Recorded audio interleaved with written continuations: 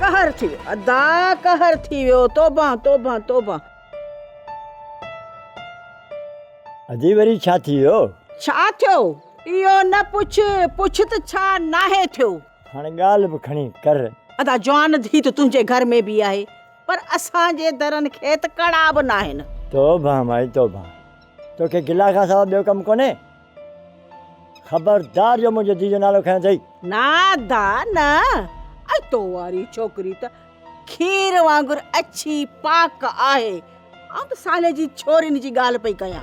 माई तूं मुड़ी त कंहिं मां बि कान थी। छल नका तोखे ॻाल्हि हथ में अचे पोइ बसि गोले वांगुरु पई थी घुमाईंसि। अरे अदा मूं पंहिंजे गुनाहगार कननि सां ॿुधो आहे ऐं नूर भटारे जो कसम। चङो चङो हाणे खणी चपनि खे चोर ऐं कर मूंखे गुनाहगार।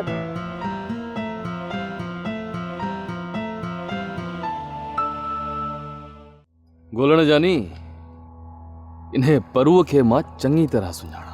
भले पाण खे फने खान समझे ऐं केॾी बि जांच करे वठे पर मुंहिंजे पेरनि ताईं बि नथो पहुची सघे।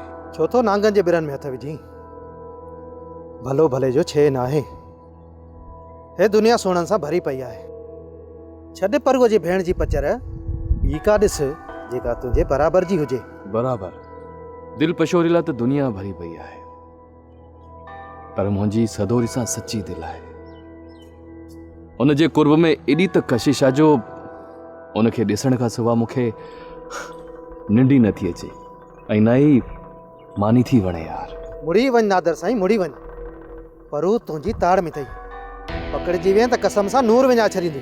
कुलू इन्हें परू करे मख मारी आहे जो मूंखे मारींदो। ही दिल फाथल आहे। दिलबर जो दीदार करण ज़रूर वेंदुसि पोइ जेको थियो ॾिठो वेंदो। हा साईं तुंहिंजे अखियुनि जे मथां त सदोरीअ जे इश्क जी पटी ॿधी पई आहे। भले ॾेई ॾिस दरिया में टपो। गोलण जानी जेसि ताईं मुंहिंजी सदोरी जी शादी नथी थिए न तेसि ताईं इहा लिक लिकोटी वारी रांदि खेॾंदो रहंदुसि। वो ॿुधो न थई सोणीअ ई मेहार जे इश्क खे दरिया ई न रोके सघे त ही परू असांखे छा रोके ॾे। मां मेहार आहियां ऐं सदोरी मुंहिंजी सोहणी समझई।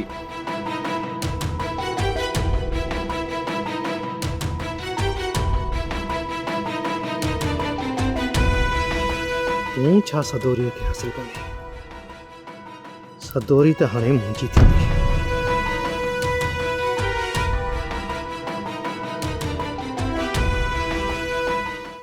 सोप सीरियल सिंध जाई तमाम एपिसोड्स ॾिसो हाणे HD क्वालिटीअ में। विजिट करियो असांजो YouTube channel Sindh TV HD drama. Subscribe कयो असांजो official YouTube channel Sindh TV HD drama ऐं वधीक अपडेट लाइ बेल आइकन खे क्लिक करियो।